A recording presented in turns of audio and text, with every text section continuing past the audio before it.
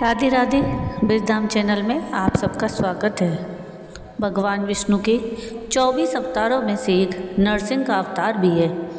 यह अवतार भगवान विष्णु ने अपने परम भक्त प्रहलाद की रक्षा के लिए लिया था। इसमें जगत के पालनहार आधा मानव और आधा सिंह का रूप धारण करके प्रकट हुए और हिरण्यकश्यप जैसे राक्षस का वध किया था। भगवान विष्णु ने हिरण्यकश्यप का वध बैसाख मास की शुक्ल पक्ष की चतुर्दशी तिथि को किया था। इसी कारण इस दिन नरसिंह जयंती मनाई जाती है। इस साल बैसाख मास की शुक्ल पक्ष की चतुर्दशी तिथि 10 मई को शाम 5:29 पर शुरू होगी। वहीं इसका समापन 11 मई को रात 9:19 पर होगा। ऐसे में इस साल नरसिंह जयंती 11 मई को मनाई जाएगी। तो आइए जानते हैं नरसिंह जयंती के उपाय। नरसिंह जयंती के दिन किसी से अपशब्द नहीं बोलना चाहिए। क्रोध करना या किसी के प्रति बुरे विचार लाना अशुभ माना जाता है।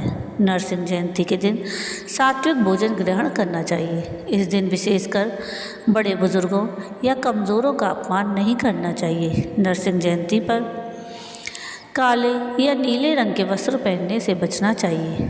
ब्रह्मचर्य का पालन करना इस दिन महत्वपूर्ण माना जाता है।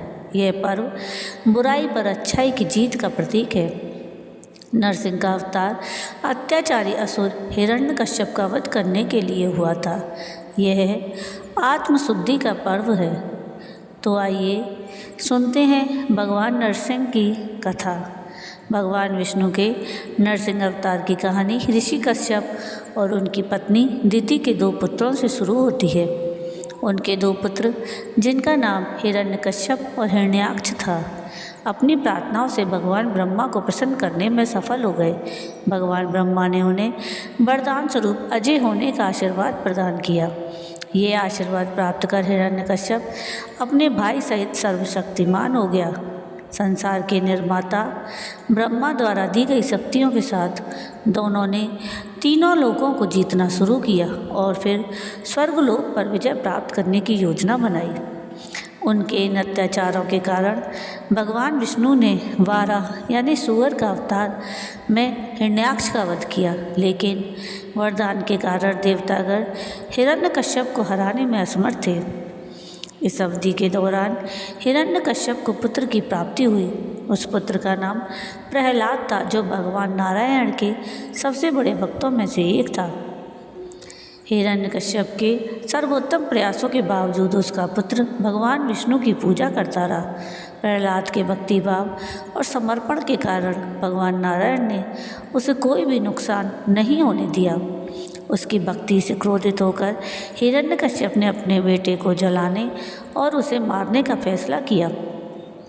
उसने अपनी बहन होलिका को प्रहलाद को गोद में लेकर बैठने को कहा। जब वह आग के हवाले हो गया, माना जाता है कि होलिका को एक विशेष कपड़ा या शॉल मिली थी, जिसके कारण उसे कोई भी अग्नि जला नहीं सकती थी।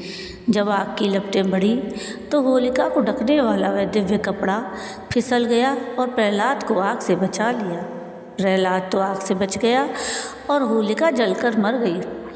रंगों का त्यौहार होली की पूर्व संध्या पर इस दिन को होलिका दहन के रूप में मनाया जाता है।